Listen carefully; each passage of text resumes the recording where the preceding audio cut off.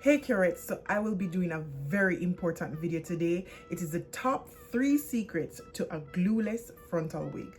Okay, the first very important tip is to ensure that you have the correct cap size. That is why I do have a cap size chart on my website to know if you are a small, medium, or large. Trust me, this is very important. Second tip, your lace frontal wig must have a band attached to the lace. This will ensure a snug fit on the head. And the third and most important tip is how to cut the lace, which is what I will be focusing on today. Now, firstly, you must have, well, I use a very small scissors, like a tailor scissors. I got this from Sally's. And I'm going to show you guys how to cut the lace. Now, the standard measurement for a lace frontal is 13 inches across. Everybody hits size different. Some people 11 inches across, 12 inches across, or even 13 inches across. So don't be afraid to cut the lace if it doesn't fit. This is 13 inches, so obviously I need to cut it to suit my head size. So let's get started. I usually start in the middle.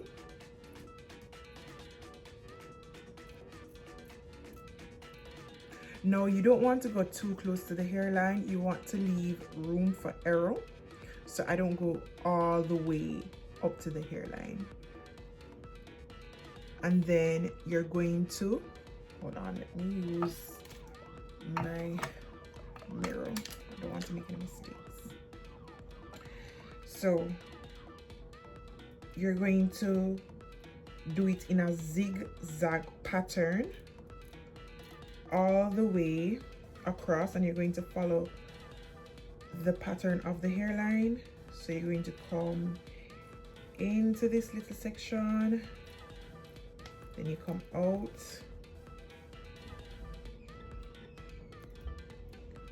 you do not want to cut the lace straight across. If you do that, it's going to look very boxy. So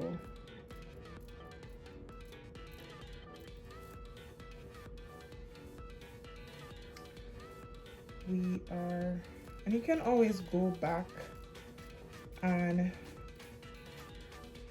cut more. Like, I do have a little piece right here that I need to get out. So you just kind of go in and nip it.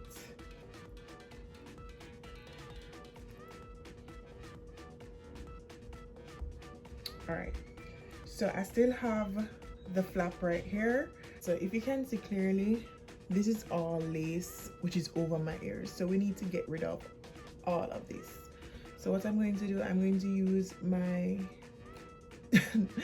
the tail part of my Kuredge brush, and I'm going to part out the section that I want to cut off. After you have separated the section that's covering the ear, you just take one of your grab clips. I'm going to cut a semicircle around the ear. Okay guys, I had to add another clip because the hair was getting in the way. So I'm going to separate my peak, and I'm going to go ahead and start nipping the lace.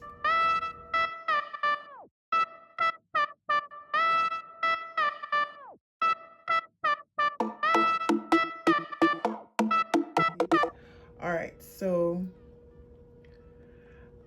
I already started the semicircle. Now I'm just going to go around the curve.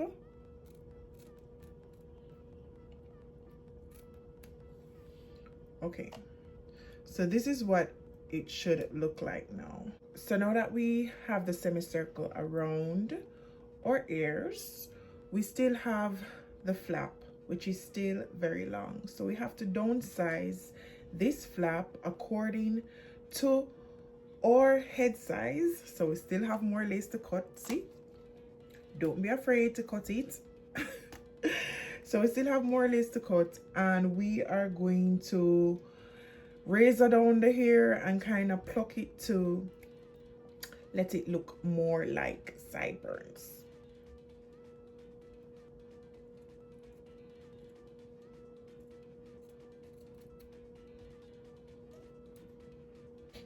Take off a little tips more so I don't have anything flapping. Okay guys, so here's my peak, which is right by my ears. And what I'm going to do now, I'm going to razor down my sideburns, and I'm going to thin it a bit using the tweezer and the razor comb.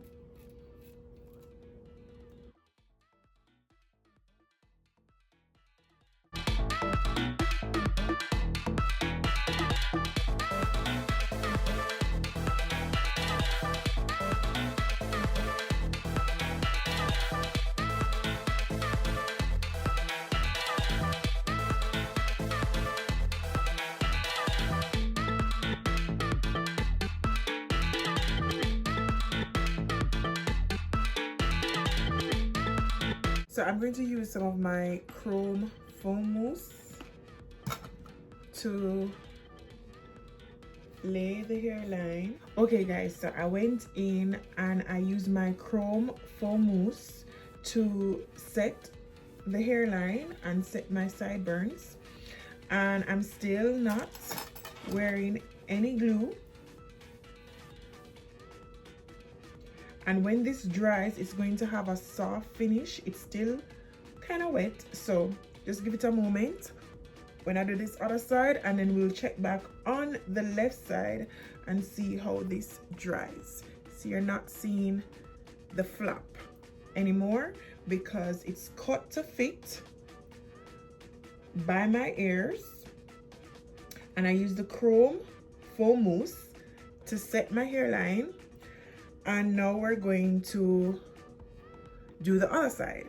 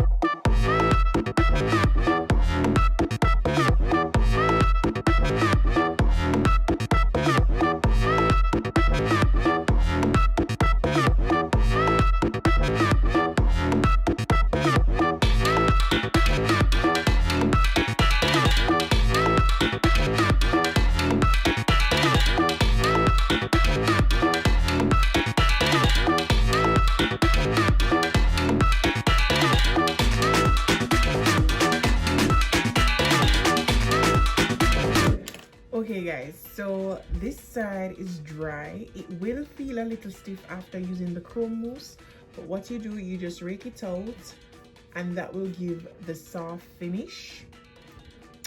And let me tell you that this is still completely glueless. Okay, sideburns aren't flapping. We are here to stay, honey. I did this other side and I'm waiting for it to dry so I can rake it out.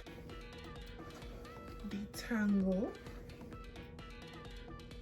I'm gonna put it behind the ears. It's okay.